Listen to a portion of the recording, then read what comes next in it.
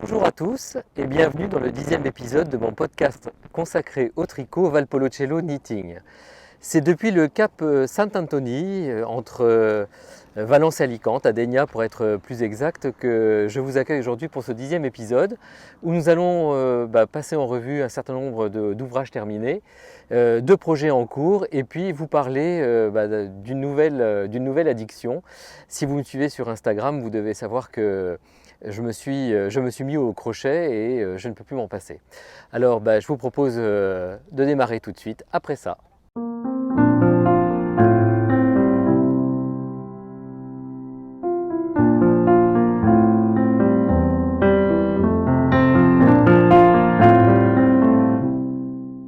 Voilà, je crois que nous pouvons commencer notre 10e épisode. Une fois encore, très heureux de vous retrouver pour vous présenter pas mal d'ouvrages aujourd'hui. Je suis Paul, alias Valpolicella sur les réseaux Instagram et Ravelry, sur lesquels vous pouvez me retrouver, où je partage un contenu d'inspiration, mes réalisations au tricot et maintenant au crochet. Et si ce contenu vous plaît, vous intéresse, vous pouvez bien entendu vous abonner à la chaîne, vous abonner aux alertes pour ne rien perdre de l'actualité de la chaîne et pour faciliter, je dirais, le référencement de la vidéo, n'hésitez pas à mettre un pouce bleu. Voilà pour la présentation. Alors comme je vous le disais en introduction, on a quand même pas mal de choses à voir ensemble depuis la dernière fois que nous nous sommes vus, avec une partie spécifique sur un concept de pull. Je compte un peu sur vous et sur la communauté pour me dire ce que vous en pensez, parce qu'il est plutôt le résultat, je dirais, de commentaires, d'échanges avec vous. Et voilà, écoutez, le mieux c'est qu'on en parle quand on arrivera à cette partie. On a terminé la présentation, je pense qu'on peut démarrer par les ouvrages terminés.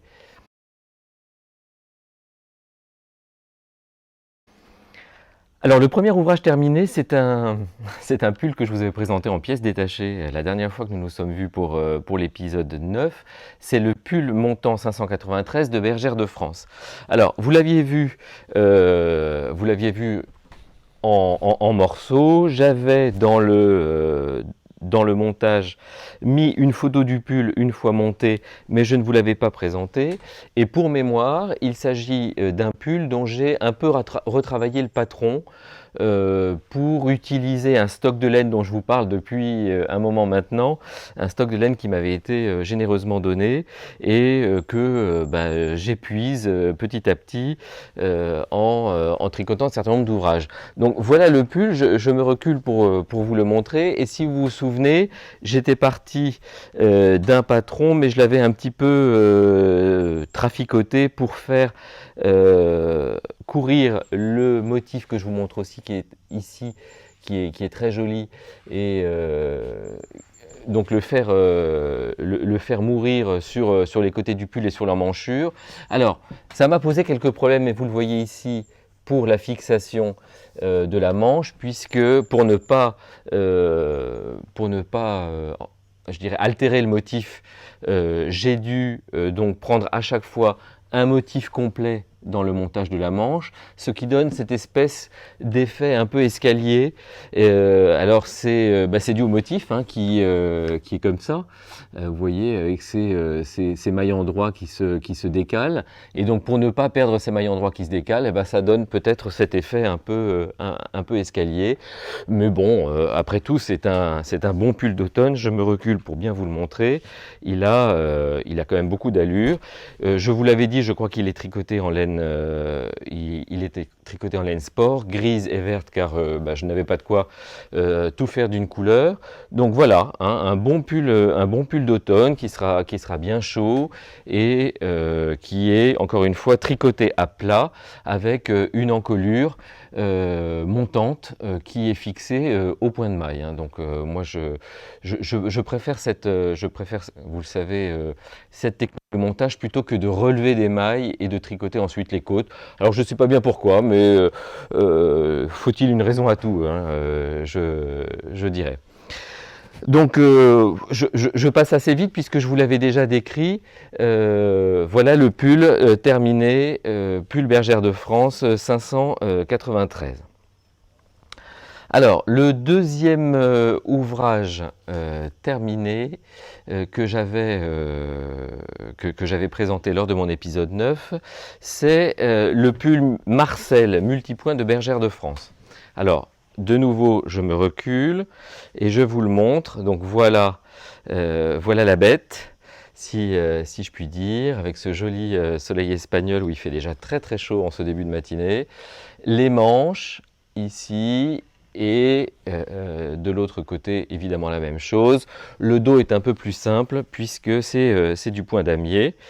Donc, pour vous refaire un petit peu l'histoire, c'est un pull tricoté à plat. On tricote d'abord le dos avec ce joli point tressé, hein, un peu, comme un peu de l'osier, et puis ensuite le devant avec cette succession de points. Donc on le voit mieux ici avec l'ombre. Voilà. Des torsades, dont une que j'avais appelée la torsade manuelle ici, qui vous est indiquée par mon index, et qui donne vraiment beaucoup d'allure au pull. Et puis cette torsade que l'on retrouve, la fameuse torsade manueline, que l'on retrouve sur les manches. Donc là, il n'y a pas, je dirais, de grosses difficultés pour la réalisation de ce pull, à ceci près qu'il faut aimer les diagrammes. Le patron n'est pas donné en explication ligne à ligne, et d'ailleurs ça peut se comprendre, parce que la succession de points en ferait quelque chose absolument d'inintelligible. Moi j'aime beaucoup ce petit motif que je vous montre là, voilà. Donc voilà. Autant pour le point damier, bon, c'est assez simple, hein, ça se retient facilement, donc il n'y a pas de souci. Autant pour le devant, il faut aimer lire les diagrammes, il faut aimer les torsades, comme vous l'avez vu, parce que ça croise beaucoup, mais ça donne un effet très joli. Voilà, je me recule pour que vous le voyez bien. On a vraiment cet effet multipoint, un peu patchwork sur ce pull. Les torsades, vous pouvez les faire soit avec l'aiguille auxiliaire, soit sans aiguille auxiliaire. C'est plutôt la technique que j'ai adoptée, hein, sans aiguille auxiliaire, parce que notamment pour des petites torsades comme ça qui croisent tout le temps, je trouve qu'on perd énormément de temps à mettre l'aiguille devant, derrière, la ressortir, etc.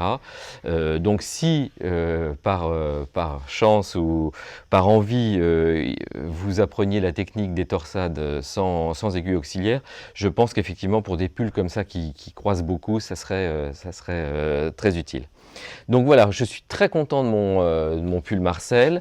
L'encolure, c'est une encolure donc tricotée en côte de 2, puis laissée en attente et montée au point de maille. Et derrière, voilà, il y a une petite couture d'assemblage à faire ici, et puis on voit ici le bourrelet d'assemblage au point de maille. Voilà, j'essaie de cacher le soleil pour que vous voyez bien. Donc on est sur un pull à montage très classique et très caractéristique des modèles que propose Bergère de France. Bon, moi je suis très content de l'effet, encore une fois, de ce pull, mais que je vous avais déjà, je pense, présenté en détail la dernière fois, donc je vais pas refaire l'ensemble des explications, à ceci près que voilà la belle torsade manueline qui orne ce pull, qui fera le régal de l'automne et probablement de l'hiver également. Voilà, donc ça c'était pour les ouvrages que je vous avais déjà présentés dans l'épisode 9. Donc ce que je vous propose maintenant, c'est peut-être qu'on avance sur des projets. Voilà, je remets mes notes en marche pour que, en bon ordre, pour qu'on puisse continuer. Alors, Un projet qui, lui, était resté un petit peu en attente de montage et qui a été tricoté pour ma maman. Une fois de plus, je vous avais présenté dans l'épisode 9 un pull Bergère de France ajouré. Donc là, il s'agit d'un gilet. C'est le gilet M 2400 de Bergère de France et je vais m'y attarder un peu plus. Donc voilà un petit peu à quoi il ressemble. C'est un gilet tout en point mousse qui a une allure, comme vous voyez, une allure de pélis en fait. Hein. Voilà, c'est une pélis qu'on se met sur le dos, plus qu'un gilet. C'est d'ailleurs plus une pélis à plusieurs titres. D'abord parce que le patron est donné sans fermeture, sans bouton.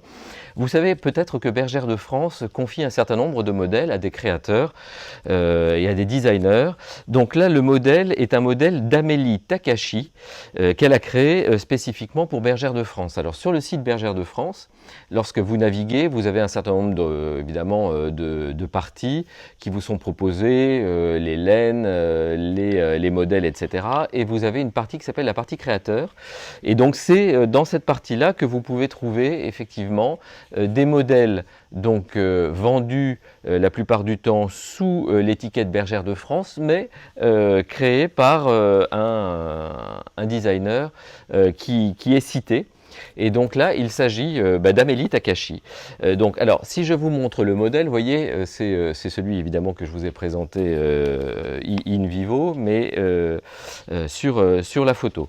Alors, ce patron est payant, hein, il vous coûte 2,20 € et il est proposé sur une taille d'aiguille de 6,5. Hein, c'est du point mousse.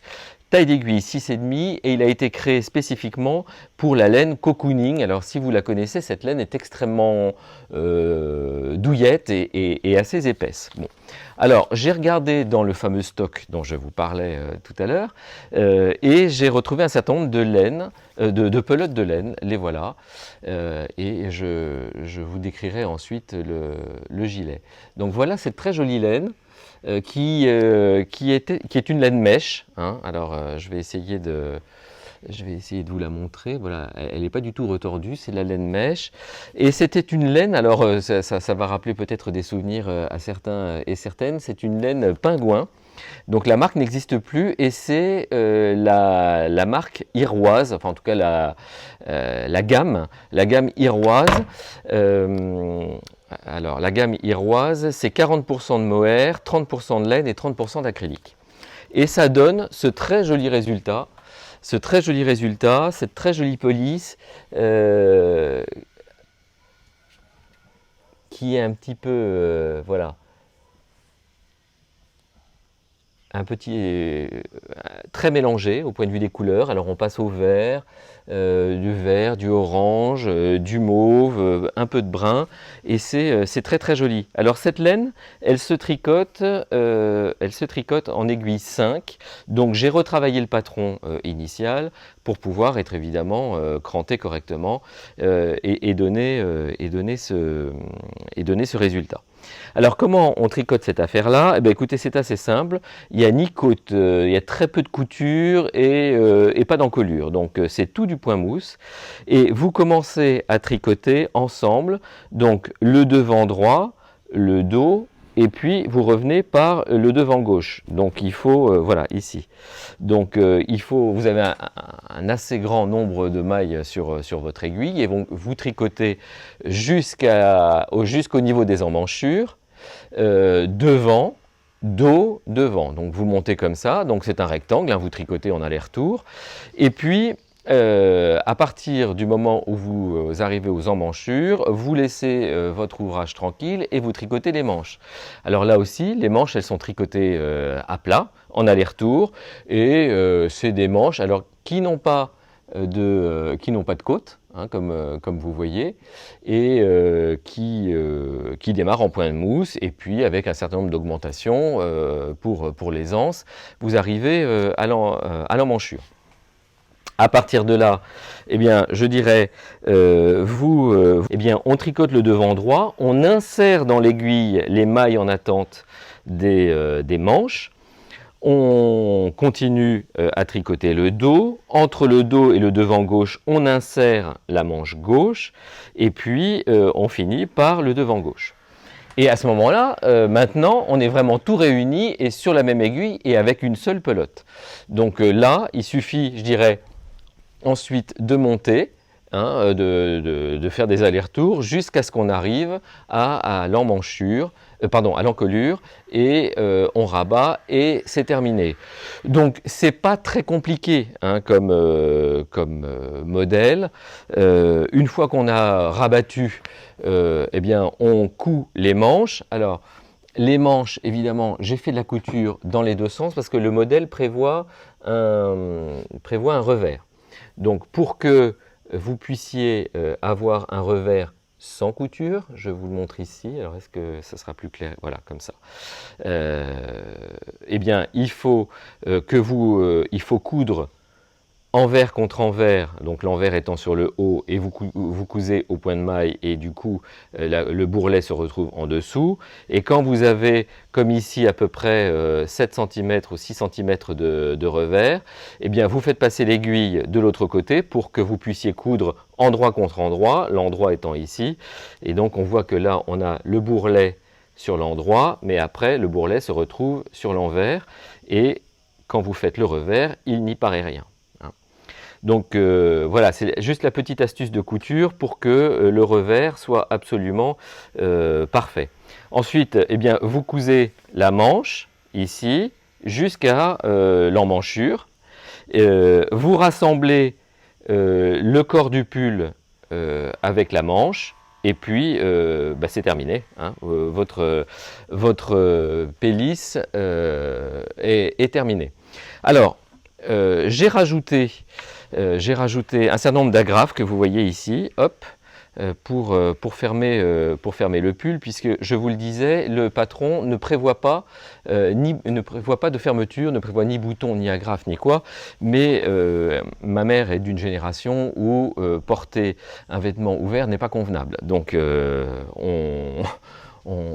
je dirais, ben voilà, on accède à sa demande, ou j'ai accédé à sa demande de pouvoir fermer. Alors, comme c'est pas du tout prévu pour, il faut évidemment pas mettre de bouton sur ce type d'ouvrage.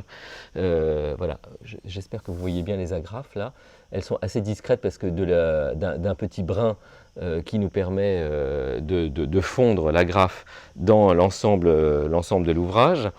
Mais évidemment, mettre des boutons, c'est complètement dénaturer le patron, puisqu'il n'y a aucune aisance prévue pour une bande de boutonnage. Et donc, si on mettait un bouton, bah, ça ferait vraiment pas joli sur ce type d'ouvrage.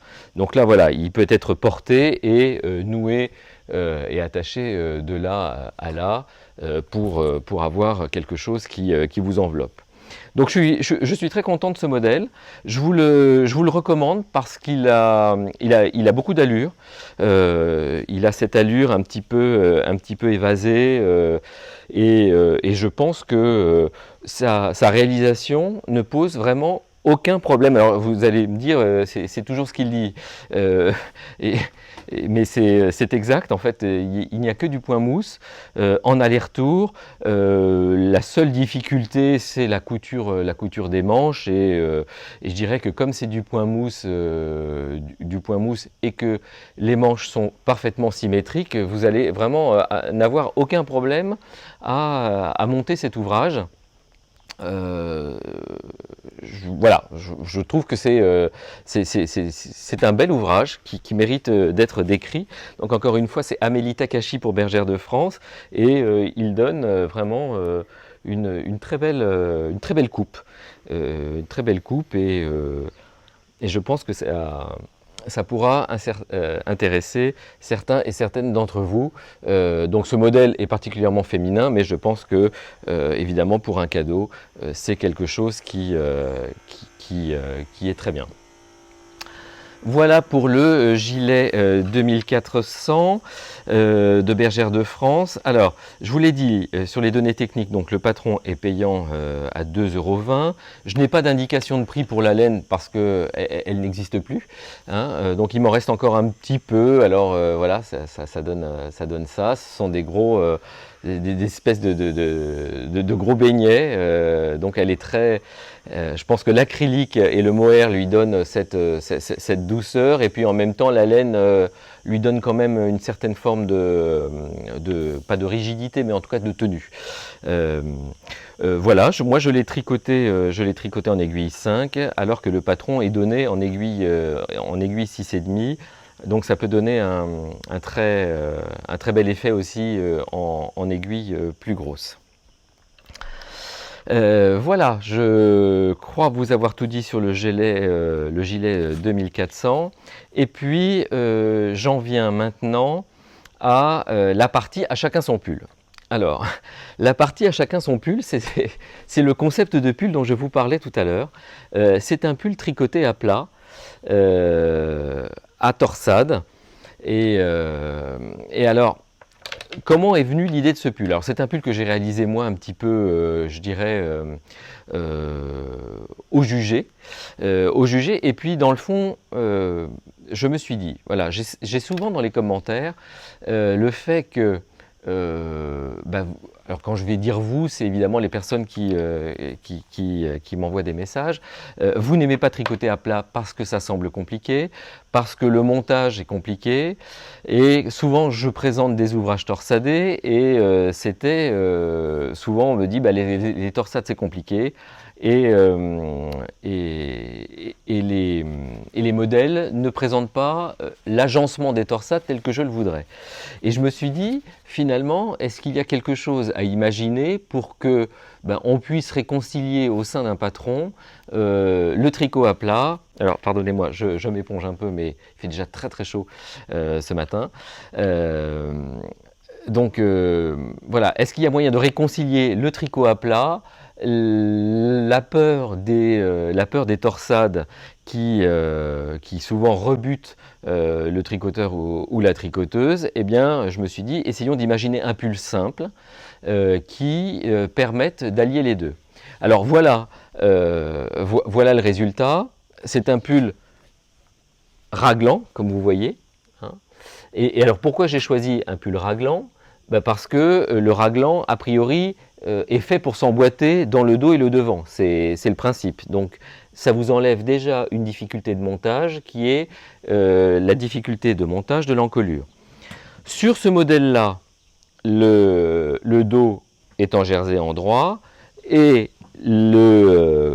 comment dirais-je, le devant est composé, donc outre les côtes ici, de deux torsades qui s'emboîtent, donc en V, et d'une plus grosse torsade sur le centre. On a repris un autre motif ici pour les manches, mais je vous expliquerai tout à l'heure que finalement c'est le même motif qu'ici, mais sauf que au lieu de les emboîter en V, on les met en regard. Si vous faites celle-là comme ça et celle-là comme ça, vous obtenez ce motif-là. Donc, pour être très clair, j'ai essayé d'imaginer un pull que vous pourriez composer à votre guise en vous donnant le nombre de mailles qu'il faut avoir après les côtes sur votre aiguille. Et à l'intérieur de ce nombre de mailles, l'idée est de proposer dans le patron un certain nombre de motifs, donc la grosse torsade, les petites torsades, et de vous dire, ben voilà, vous avez, je vais dire n'importe quoi, 80 mailles sur votre devant, il vous faut une vingtaine de mailles pour la grosse torsade, il vous reste donc 60 mailles, sur les 60 mailles, vous pouvez mettre tant de petites torsades, ou ne pas en mettre d'ailleurs, et puis vous continuez comme ça. Donc le seul boulot que vous avez à faire, c'est de composer votre premier rang avec le nombre de motifs que vous souhaitez y mettre. Un motif, deux motifs, trois motifs.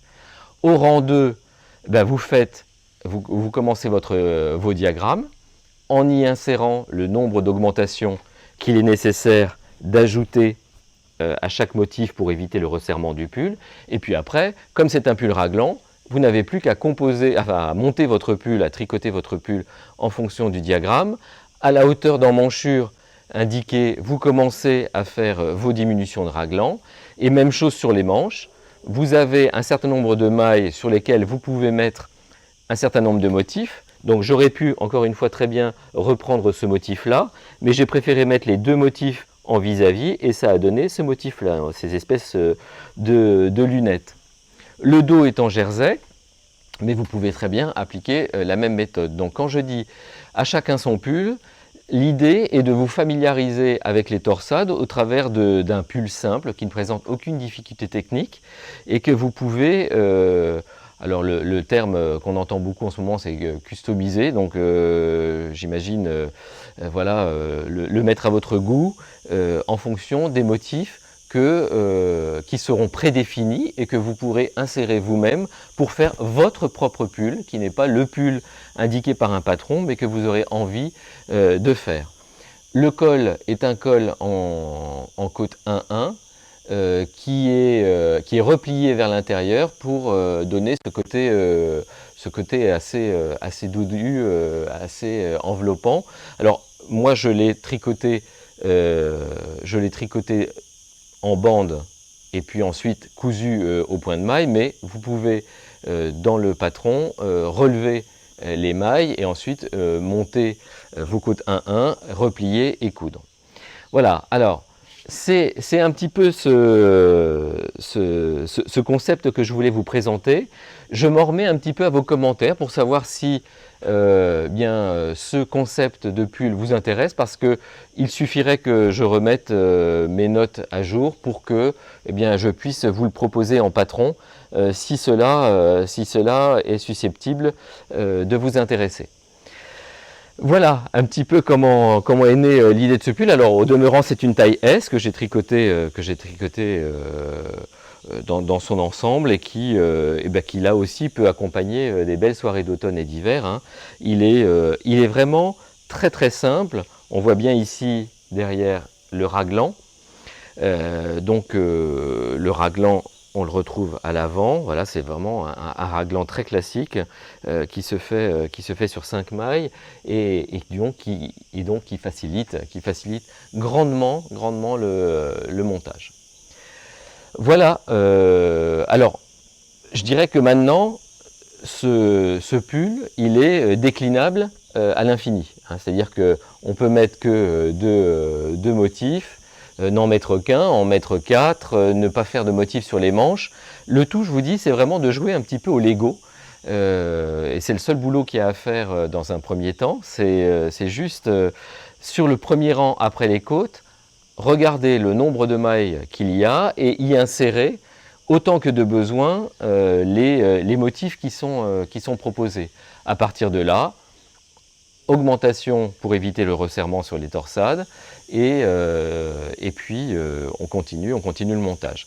Donc il a l'avantage d'être simple et donc de pouvoir peut-être réconcilier certains d'entre vous ou certaines d'entre vous avec le tricot à plat. Et puis, en fonction du nombre de torsades que vous aurez choisi, cela vous permet de vous familiariser avec les torsades. Les cigales nous rejoignent dans ce concert aujourd'hui. Je ne sais pas si vous les entendez. J'essaierai peut-être au montage de diminuer peut-être leur présence. Mais voilà, il est un peu plus de 9h15 en Espagne. Les cigales se mettent à chanter et il fait déjà très très chaud. Voilà pour le « À chacun son pull ». Je compte sur vous, sur vos remarques pour me dire si évidemment ce concept vous intéresse, car encore une fois, il suffit de remettre mes notes à plat pour que le « À chacun son pull » devienne un patron que vous pourrez décliner à l'infini et dans essentiellement, je crois, 4 tailles, donc ou 3 ou 4 tailles. Mais alors, si c'est 3, il faut que je regarde mes notes, mais si c'est 3 tailles, je pense qu'il faudra que j'essaie de cranter la 4e. Mais donc, une taille S, M, L et XL. Voilà, c'est un pull qui est unisexe, hein, je pense. Il n'est pas du tout, ni féminin ni masculin. Hein, des pulls à torsade, tout le monde en porte. Et c'est vraiment un indispensable de la garde-robe d'automne et d'hiver.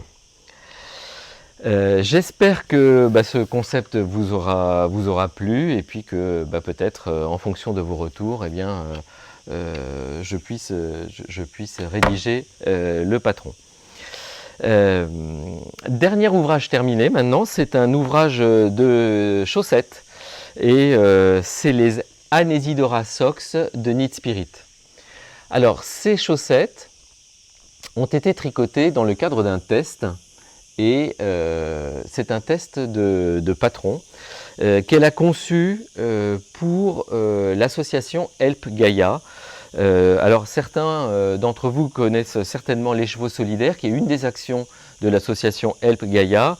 La petite Gaia est affligée du syndrome de McCune-Albright, qui est une maladie orpheline et sur laquelle il convient de financer de la recherche.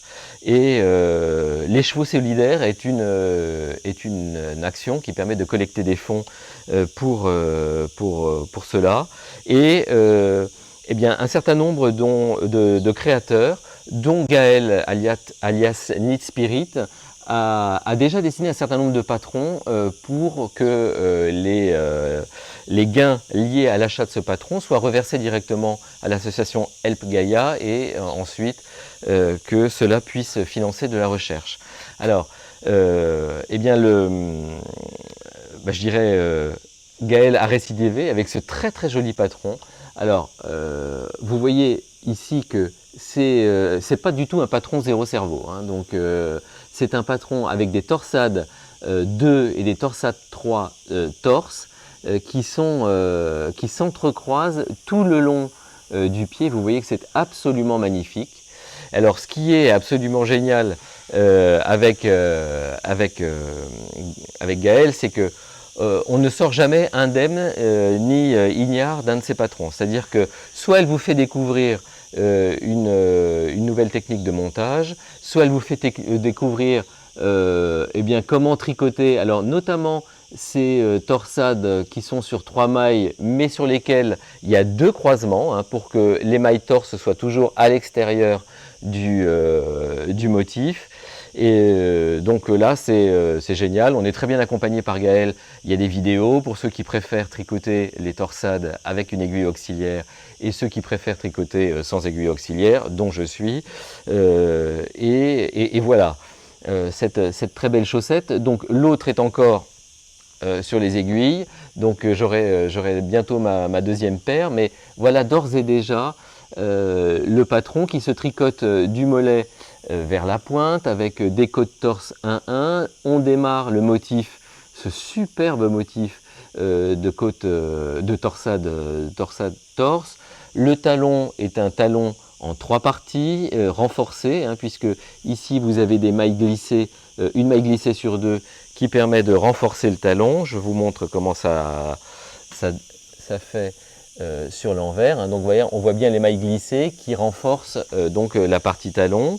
C'est, je vous le disais, un talon en 3 parties. Et puis une fois qu'on a terminé le gousset, hein, qu'on voit ici, et bien sur le dessous du pied, on est tout en jersey endroit.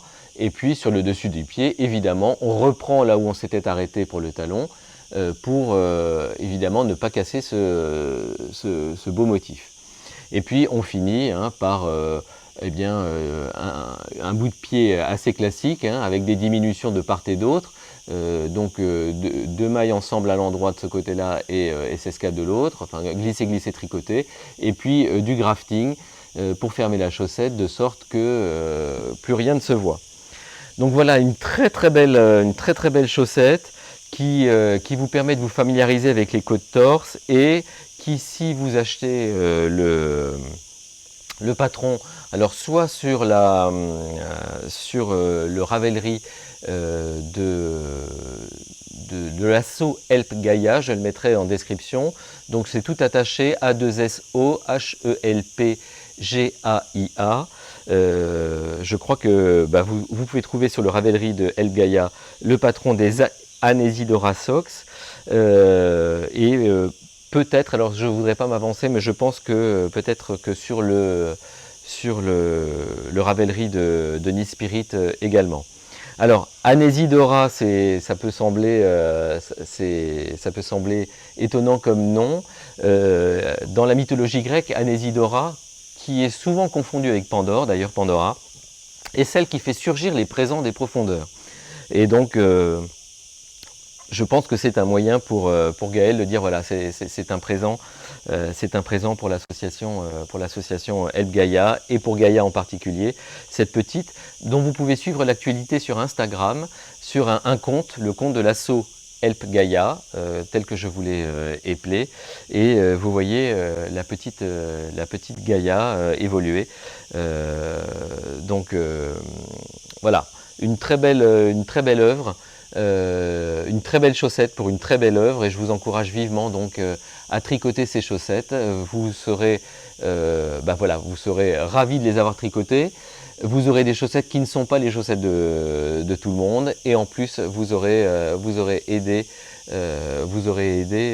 donc Gaia et la recherche sur cette maladie orpheline qui est le syndrome de McCune-Albright.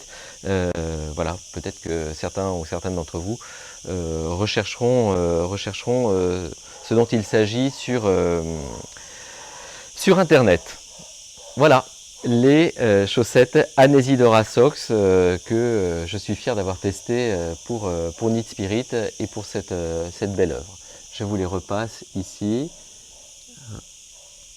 Voilà, donc les côtes torse, les torsades sur 3 mailles, à côté les torsades sur 2 mailles. Vous voyez qui dessine ces lignes ici, et puis on repart sur les 3 mailles. Donc voilà, c'est très très beau. Voilà, je défile au son des cigales. J'en ai terminé pour les projets terminés, pour les ouvrages terminés. Je vous propose maintenant qu'on passe sur les projets en cours. Et je vous le disais dans notre introduction, j'ai découvert une nouvelle technique, la technique du crochet. Je vous en avais déjà un petit peu parlé la dernière fois où j'envisageais de faire des rideaux au crochet. J'expliquais à ce moment-là que j'avais toujours vu ma grand-mère, ma mère crocheter du coton mercerisé, de faire d'immenses rivières de crochet pour des couvre-lits, des nappes, des rideaux, que sais-je encore. Et puis, dans le fond, il y a un principe de réalité qui s'applique, qui est que quand on ne connaît pas les techniques, on ne se lance pas dans des rideaux au crochet tout de suite. Donc j'ai fait comme j'ai fait quand je me suis mis au tricot, c'est-à-dire que j'ai commencé par regarder un certain nombre de tutoriels sur la manière de crocheter, de tenir son fil. Je m'étais dit naïvement que tricotant à la continentale, j'aurais plus de facilité peut-être que d'autres à tenir mon fil à gauche pour le crochet. Bon, c'est quand même pas du tout la même tension. Alors, j'ai essayé de reprendre calmement les choses. Et pour ça, je me suis rendu sur la chaîne de mon ami Didier au fil de Russe, qui, sur sa chaîne YouTube, a une partie exclusivement consacrée au tuto crochet. Et là, ce fut comme une révélation. Je les ai suivis les uns et les autres complètement. Pour pouvoir me familiariser alors avec la tenue du fil, puisque Didier segmente chaque partie de son explication. Donc comment on tient le fil, puis comment on fait un point chaînette, puis une maille serrée, puis une bride, une double bride, des points un peu plus compliqués comme les points pouf, etc. Et j'avoue que m'entraînant en le regardant, eh bien j'ai pris un peu de confiance et je me suis lancé dans de menus ouvrages, qui sont d'abord des carrés granit. Je pense que tout le monde a fait ce genre de carré granit. Et en particulier un modèle de carré granit qui est proposé par Lydia Crochet Tricot, que beaucoup d'entre vous connaissent évidemment, qui est un peu la papesse du crochet sur YouTube et sur Instagram d'ailleurs aussi. Et voilà comment je m'y suis mis. Donc à ceux qui veulent se mettre au crochet, je recommande évidemment vivement la chaîne de Didier au fil d'Horus sur sa partie tuto, car c'est extrêmement clair. La caméra vient du dessus, vous avez les mains de Didier qui vous expliquent comment tenir le fil, comment faire la maille. Il refait le point un certain nombre de fois. Il indique comment sont représentés dans les diagrammes les différents points de crochet. Et puis, il vous donne un certain nombre de façons de faire en disant quelle est sa préférée. Voilà. Donc c'est très complet. Beaucoup connaissent Didier en tant que teinturier et j'en ai beaucoup parlé dans ces épisodes. Moins peut-être le connaissent pour ses talents de pédagogue, notamment sur le crochet, puisque Didier, pour la petite histoire, a commencé par crocheter avant de tricoter. Donc il est très expert, très à l'aise et il vous donne envie de vous mettre au crochet. Alors, les menus ouvrages dont je parlais, en voici quelques-uns. Alors, je vous passe les carrés granits, hein, qui étaient vraiment des moyens de me comment dirais-je, familiariser avec le crochet. Voilà un premier tote bag, réalisé au crochet. Donc, c'est une sorte de tote bag filet, hein, pour les courses. C'est vraiment le filet qu'on aime tous avoir dans sa voiture ou avec soi pour y mettre quelques courses de dernière minute. Il est fait en demi-bride, il est extrêmement extensible et il a été crocheté avec la laine Katia Meraki. Donc ce sont des gros cakes de 200 grammes à 420 mètres. C'est une laine dégradée comme vous voyez. Hein, alors quand je dis laine, d'ailleurs c'est plutôt du coton puisque c'est 86% de coton et 14% de polyester. Et j'en profite pour faire un petit coucou à Elisa de la mercerie créative de Noirmoutier qui m'a dit tu devrais essayer avec cette laine là, ça devrait être sympa. Et Elisa, tu avais raison, c'est très sympa. Voilà donc mon réel premier ouvrage au crochet. Pour ceux qui voudraient retrouver cette laine, sachez que c'est une laine en édition limitée, donc il n'est pas sûr que vous la retrouviez sur le site Katia, mais peut-être sur d'autres revendeurs, et je crois qu'elle ressort régulièrement l'été. Ici, c'est la couleur 503. Hein, je l'ai tricoté en crochet numéro 5, et comme je vous l'ai dit, c'est que de la demi-bride, et j'ai suivi pour cela un tuto crochet d'une youtubeuse qui s'appelle Mamie Crochet. Et donc voilà, grâce à Mamie Crochet, j'ai fait mon premier tote bag au crochet. Je vous le repasse ici, il n'est pas, voilà, il n'y a pas grande, vous voyez que ce sont des demi-brides qu'on intercale entre chaque demi-bride, hein, ce qui donne cet effet de maille, hein, de maillage. Donc on est voilà, sur un indispensable des courses. Alors le deuxième ouvrage, c'est un cabas au crochet, là aussi.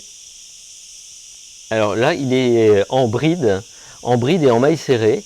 Donc en maille serrée pour le fond du sac. Hein, donc le fond du sac, c'est une chaînette, on tricote des mailles serrées de part et d'autre. On fait des augmentations sur les bords ici pour avoir un ovale et ensuite on commence à tricoter des séquences de 3 brides qu'on intercale et en quinconce, ce qui donne cette allure là. Et pour eh bien, les anses et le haut du sac, ce sont de nouveau des rangs de mailles serrées. Alors je l'ai crocheté au crochet numéro 5 avec une laine vendue par Lydia Crochet Tricot, et c'est une laine, alors j'essaie de bien vous la montrer, vous voyez, c'est une corde en fait, hein, c'est une petite corde. D'ailleurs la laine, le coton s'appelle i-corde, i-corde comme une corde, avec un E à la fin. C'est la couleur 00 bleu et la couleur 28 moutarde. Alors pourquoi j'ai fait eh bien les derniers rangs de mailles serrées couleur moutarde? Tout simplement parce que je n'avais pas assez de bleu. Donc il m'a fallu deux pelotes de comment dirais-je, de 10 cordes bleues et un peu moins de moutarde évidemment pour terminer le sac. Alors c'est un sac qui est assez grand, hein, et qui permet de voilà, d'y mettre quand même pas mal de choses. Ça peut servir de sac à ouvrage d'ailleurs, parce qu'il est très, très ample.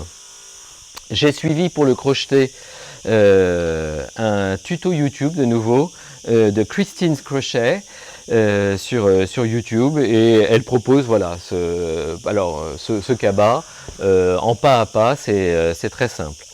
Alors, si je vous donne des indications de prix, la pelote 10 cordes sur le site de Lydia Crochet Tricot est à 4,90 €. Il m'en a fallu 3, ce qui vous fait un cabas pour un peu moins de 15 €, 14,70 €, ce qui est quand même très bon, ça reste un budget, mais ça reste modique en comparaison des sacs crochets que vous pouvez trouver ça et là dans les points de vente. Je m'aperçois que je ne vous ai pas donné le prix de la pelote donc de Katia Meraki. Le prix est environ de 20 € si vous la trouvez. Voilà pour les débuts au crochet. Alors personnellement, sur la technique du crochet, je trouve que c'est complètement addictif. C'est-à-dire que autant j'ai eu du mal à régler la tension du fil, qui est quand même beaucoup plus lâche qu'au tricot. Et donc, comme je tricote à la continentale avec le fil enroulé sur l'auriculaire, eh bien, je tends un peu le fil au tricot pour donner une belle régularité à l'ouvrage. Je dirais que le crochet, c'est un peu l'école du lâcher-prise, hein, parce que si vous serrez trop, évidemment, il est impossible de passer le fil dans le crochet, dans la maille. Et donc, voilà, ça vous apprend à détendre votre crochet.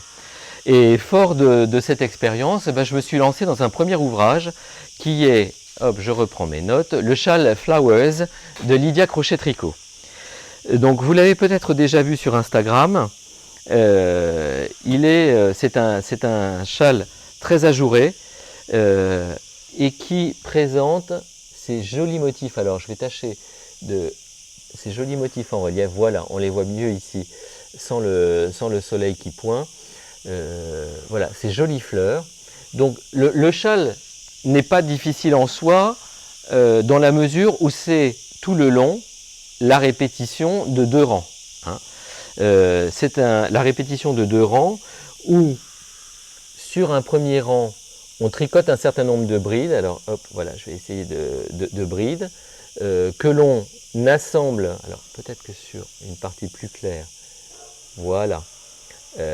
Donc on tricote un certain nombre de brides qu'ensuite on réunit, qu'on tricote, qu'on va enrouler par l'avant en relief et que l'on réunit au sein d'une maille unique, ce qui donne ces jolis motifs floraux. J'ai choisi pour le tricoter un coton dégradé qui est le coton colibri, vendu également par Lydia Crochet Tricot, et qui vous permet d'avoir ce dégradé de rouge, d'abord pour commencer, et puis ensuite on y met un petit peu de brun, le rose apparaît, et puis le bleu pour finir sur du bleu marine presque noir. Donc on est vraiment sur un coton dégradé, une très belle allure. Vous savez que je porte quant à moi les châles un peu en chèche comme ça. Et donc hop, je ne vais pas cacher le micro, mais ça permet de bien envelopper, le cou, et vous savez que j'aime ça. Donc c'est un châle, voilà, qui demande un peu de patience, évidemment, hein, parce que la pelote, alors si je ne vous l'ai pas dit, la pelote de colibri est une pelote de 250 grammes et 1000 mètres. Donc là, on a 1000 mètres de tissu. Et donc on commence par un cercle magique en bas, on met en place le motif et puis ensuite on répète les deux rangs jusqu'à épuisement de la pelote. Donc moi je suis très très content de ce châle, c'est mon premier ouvrage au crochet, vraiment, je dirais, autre que des objets utilitaires et de petite taille. Et sur les données techniques, eh bien, le coton colibri, c'est 55% de coton et 45% d'acrylique. La pelote coûte 11,90 € et donc vous avez un châle pour une douzaine d'euros, un châle ou un chèche, ou les deux d'ailleurs, et c'est quand même superbe, hein. J'espère que vous voyez bien, je me recule autant que faire se peut, mais il est très grand. On voit bien ici le dégradé, hein, qui va du rouge vers le rose, puis vers le bleu, et il a beaucoup d'allure. Alors, sur la réalisation, sachez que Lydia Crochet Tricot propose soit un pas à pas sur YouTube qu'il vous suffit de suivre, et à ce moment-là, la vidéo étant gratuite, outre les publicités que vous inflige YouTube, eh bien vous n'avez pas à payer. Si vous préférez un diagramme ou un pas à pas écrit, le pas à pas pour le châle Flowers est disponible aussi sur son site pour la somme de 2,90 €. Bon, moi j'ai choisi le pas à pas YouTube parce que les deux rangs se retiennent bien. Et donc voilà, hein, on enchaîne. Et puis alors il y a cette magie du crochet qui fait que vous ne pouvez pas décrocher. Si je peux me permettre ce jeu de mots, c'est quand même assez génial. Deuxième ouvrage que là aussi j'ai présenté sur Instagram, c'est le châle orchidée, toujours de Lydia Crochet Tricot. Donc le châle orchidée, le voilà. Là aussi crocheté en 4 avec un coton dégradé qui est le coton enchanté gris. Donc le coton enchanté, c'est le coton tel qu'il est vendu par Lydia Crochet Tricot. Et donc là pareil, ce sont des points pouf et des brides. Alors on commence par faire un certain nombre de brides et au rang suivant, entre chaque bride, on fait un point pouf et ensuite des mailles serrées, point pouf. Et puis on continue, point pouf, mailles serrées, point pouf. Et puis au rang d'après, on refait les brides entre les deux points pouf. Il y a 5 brides. Et donc voilà, ce sont 2 rangs qui se répètent là aussi, une fois que le motif est mis en place après le cercle magique du début. Il y a un motif de bord qui est 2 brides, une maille en l'air, 2 brides, et qui suit tout le châle. Voilà, j'essaie de vous le montrer là. Et là encore, vous avez un très bel effet. Je me recule pour que vous ayez son ampleur, mais on voit bien le dégradé du gris. Il est très grand, il est ajouré, donc je dirais que c'est l'allié idéal des soirées fraîches d'été. Alors, on n'en a pas encore trop eu ici en Espagne, des soirées fraîches, mais à n'en pas douter, l'automne arrive et ça donne, voilà, ça sera mon meilleur ami, je pense, pour ces soirées fraîches. Voilà un petit peu, j'essaie de bien vous le faire tourner pour que vous ayez le relief. Très, très sympa à faire, répétition de deux rangs, donc pas beaucoup de difficultés. Le coton enchanté et gris porte la référence 221 sur le site de Lydia Crochet Tricot. La pelote est à 4,90 €, il m'en a fallu 3 complètes. Donc là encore, vous avez un châle pour 14,70 €, ce qui est quand même très, très sympathique. Encore une fois, quand on voit les prix des ouvrages au crochet qui vous sont proposés soit dans le commerce, soit sur Etsy. C'est un châle qui est réversible, je ne l'ai pas dit, mais je vous le dis maintenant, hein, c'est-à-dire que de part et d'autre, vous avez exactement le même motif. Alors, les points pouf ici, que vous voyez là, en fait, ce sont des jetés que vous enroulez autour du crochet. Donc vous faites un jeté, vous allez chercher votre laine par en dessous, vous refaites un jeté, vous allez chercher votre laine par en dessous, etc. Et autant de fois qu'on vous le dit. Donc ici, ce sont des points pouf à 4 jetés. Et ensuite, vous allez chercher un jeté et vous solidarisez l'ensemble des boucles que vous avez faites autour de votre crochet et vous sécurisez par une maille en l'air. Donc voilà un petit peu comment ça se passe pour pour ce beau châle, le châle orchidée de Lydia Crochet Tricot.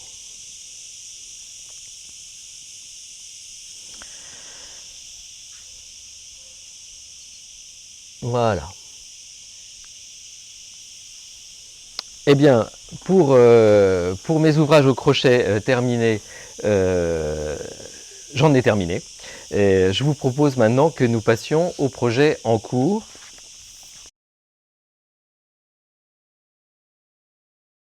Et là, on a un certain nombre de projets. Alors, au crochet et au tricot. Alors, au crochet, j'ai attaqué le châle Pomme d'amour de Lydia Crochet Tricot. Donc c'est un châle en 5 parties, vous voyez, elle se dessine, on voit les différentes orientations. C'est un châle tout en bride, mais avec 5 parties, on voit d'ailleurs les marqueurs ici, et on voit que, eh bien, y a un quartier qui part comme ça, un autre comme ça, celui du centre, celui-là et celui-là. Et donc on voit cette espèce de châle partir comme ça dans les différentes directions. C'est très, très joli, c'est le châle Pomme d'amour, c'est un châle demi-lune. Et j'ai utilisé pour cela, alors, un gros cake que je ne veux absolument pas sortir pour pas qu'il s'en mêle de son plastique. Donc là c'est un gros cake, le cake de coton, que je vous dise pas de bêtises, Hypnose. C'est la couleur numéro 5, il y a 55% de coton et 45% d'acrylique, comme pour le colibri, mais vous n'avez pas 1000 mètres de coton, vous en avez 2000. Donc ça va être un châle très très très grand. Il est crocheté en 4, légèrement déjaugé par rapport au crochet qui est recommandé, qui est 3, pour donner un peu plus de côté aérien. Donc là, affaire à suivre, c'est un projet qui va demander un peu de temps et que je vous présenterai probablement dans les épisodes qui viennent. Donc voilà le premier projet en cours au crochet. Alors je sors mon sac à crochet, alors j'en profite pour vous reparler de la boutique au fil d'Horus. On connaît Didier pour ses talents de teinturier, on connaît Didier maintenant pour ses talents de crocheteur, mais connaissez-vous la boutique au fil d'Horus? Ah voilà, j'en mêle mon coton. La boutique mercerie au fil d'Horus, j'y ai fait l'acquisition de ce sac Mood, M2UD,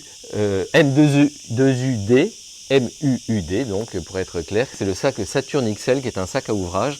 Et donc Didier est distributeur de cette marque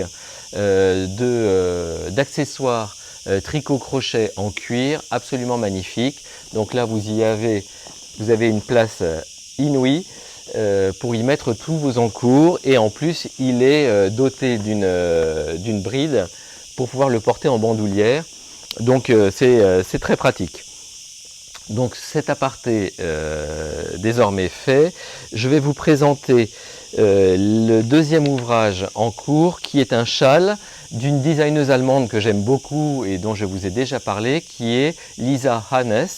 Et je suis en train de réaliser le châle Abaculus de Lisa Hannes. Donc voilà le châle.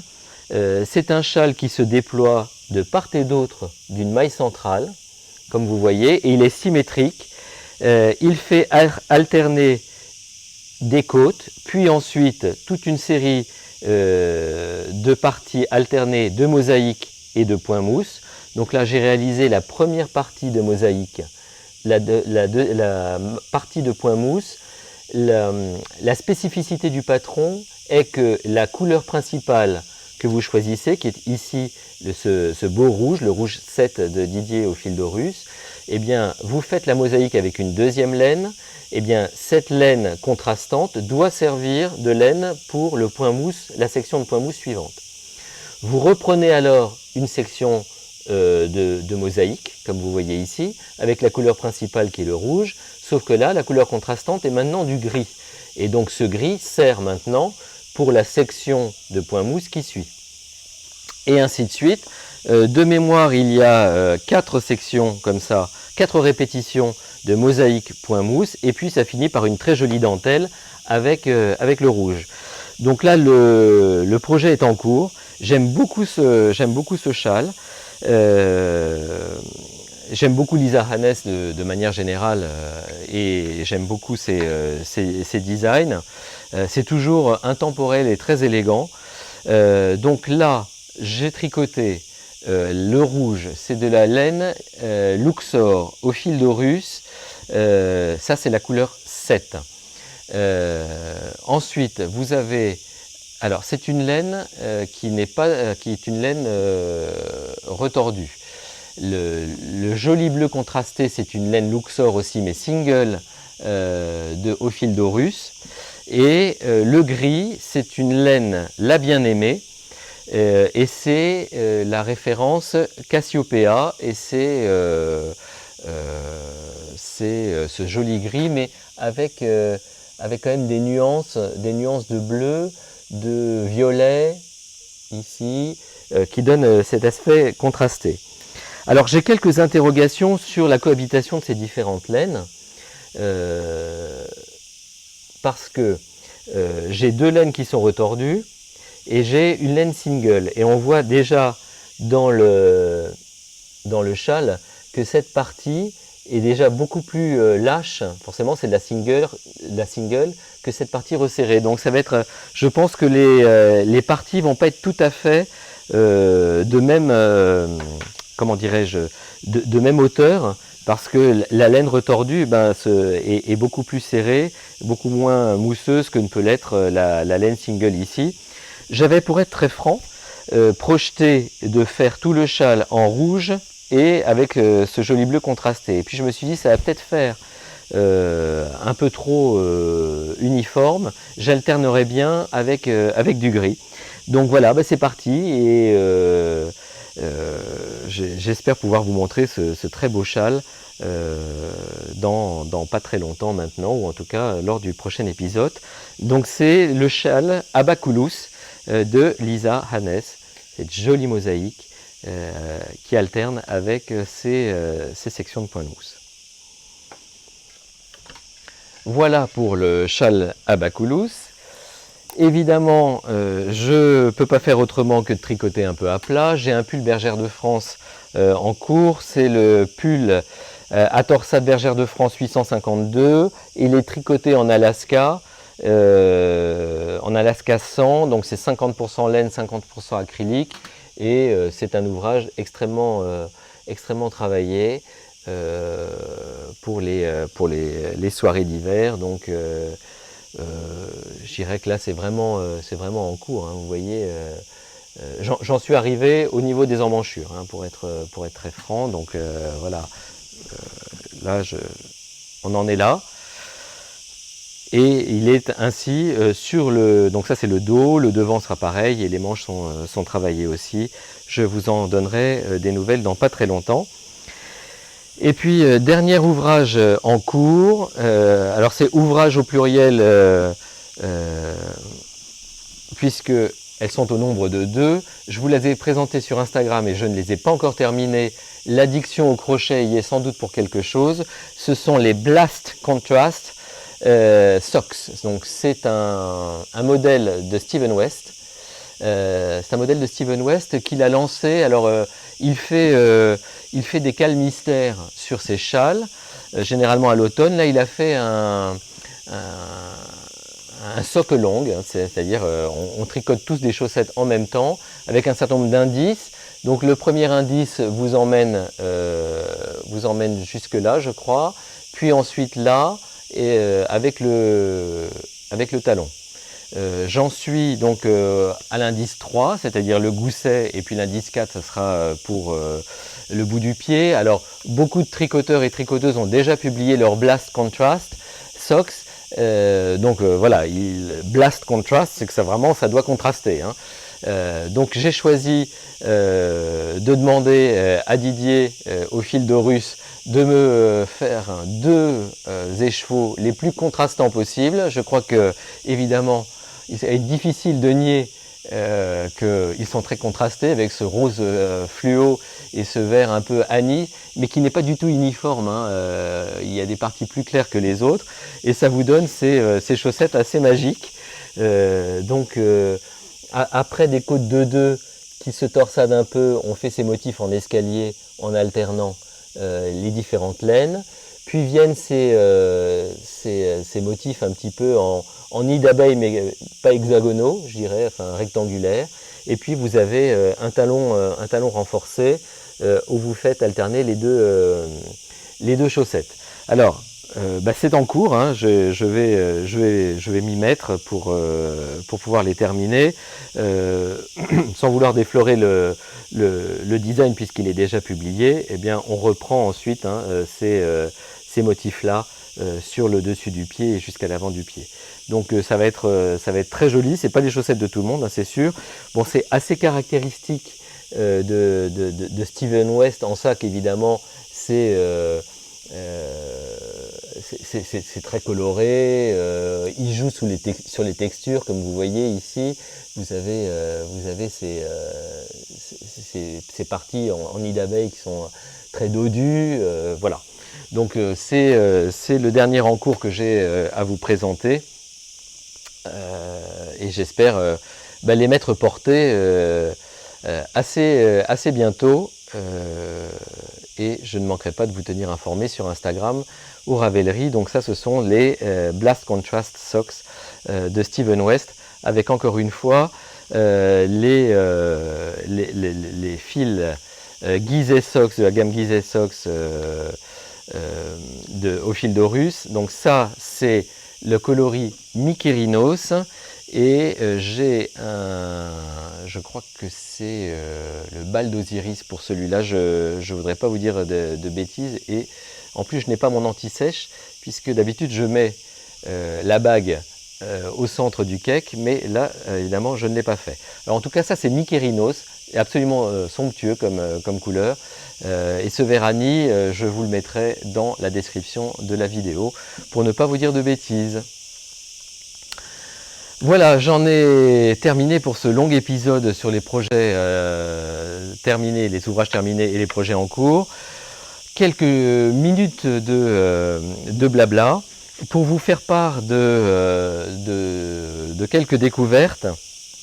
Alors, j'ai découvert la chaîne YouTube de Catarina, Tricot Tranquilo. Tricot Tranquilo, c'est portugais.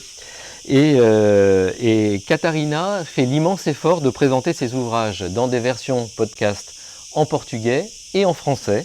C'est une excellente tricoteuse et qu'il vaut le coup d'aller voir.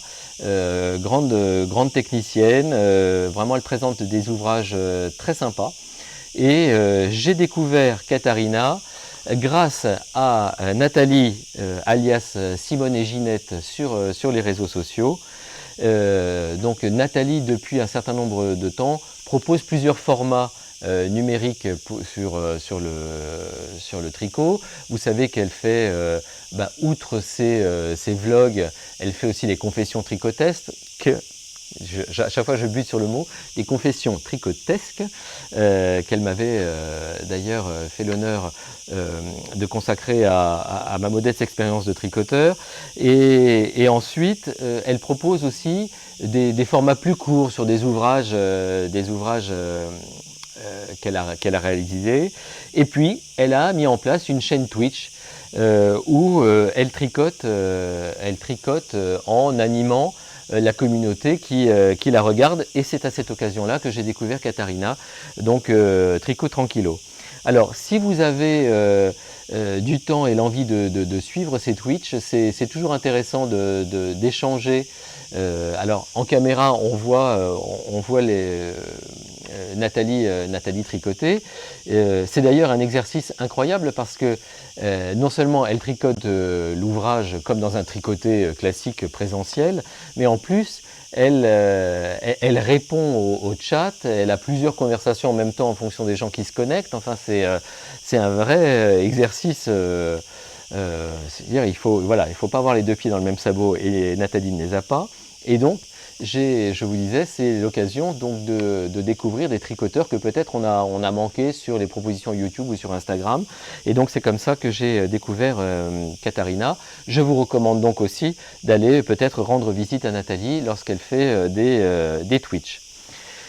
Et puisqu'on parle de Twitch, je voulais vous parler aussi, alors en dehors de l'univers tricot et crochet, de la chaîne YouTube de Sophie, alias Sewing-Sew, sur les réseaux sociaux. Alors là, on parle de couture avec Sewing-Sew, mais j'imagine que beaucoup d'entre vous la connaissent déjà. Elle fait des tutos d'une limpidité vraiment biblique sur des ouvrages qui ne sont pas toujours simples. Donc j'imagine que son expérience de directrice d'école a fait qu'elle a cette appétence pour la pédagogie, mais lorsque vous souhaitez vous mettre à la couture, c'est toujours bien d'être accompagné. Et en l'occurrence, Sophie vous accompagne très bien. Et pourquoi je fais le lien avec Twitch? Parce que donc Sophie alias Sewing-Sew a aussi sa chaîne Twitch, la chaîne la boutique Sewing-Sew, ou enfin vous la retrouvez sur Twitch. Je vous remettrai de toute façon la référence au montage. Donc il y a la chaîne YouTube Sewing-Sew, ça c'est sûr. Il y a le compte Instagram Sewing-Sew et vous avez la chaîne Twitch qui est la chaîne la cabane, me semble-t-il. Et là, vous préparez donc vos pièces de tissu à l'avance telles qu'elles vous sont recommandées, et ensuite, eh bien, en live Twitch, vous cousez avec Sophie. Vraiment, c'est une expérience à faire, et je vous la recommande. Bien, eh bien écoutez, j'ai été enchanté comme à chaque fois de partager ce moment avec vous pour ce 10e épisode de Valpolicella Knitting. J'espère qu'il y en aura de nombreux autres. N'hésitez pas, encore une fois, à vous abonner à la chaîne, à mettre un pouce vers le haut, un pouce bleu pour aider à son référencement. N'hésitez pas à me faire part de vos commentaires sur le pull À chacun son pull. Si cela vaut le coup, bien je vous le sors en patron. Et je vous dis à très très bientôt pour un nouvel épisode. J'espère que vous vous portez tous bien en cette fin d'été et que vous êtes rechargés pour la rentrée. À très bientôt, je vous embrasse.